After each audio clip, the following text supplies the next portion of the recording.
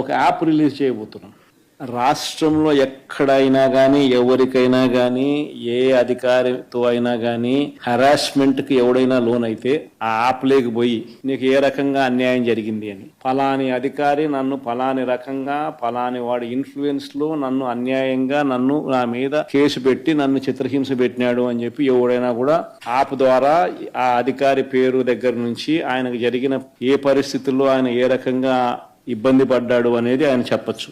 ఆయన దగ్గర ఏదైనా ఆధారాలు ఉంటే ఆ ఆధారాలు కూడా ఆయన అప్లోడ్ చేసే ఫెసిలిటీ కూడా కల్పిస్తూ ఉంటాం. సో ఇంకో బటన్ నొక్కితే ఆయన కావాల్సిన ఆయన దగ్గర ఉన్న ఆధారాలు ఏదైనా ఉంటే ఆధారాలు కూడా ఆయన అప్లోడ్ చేయొచ్చు.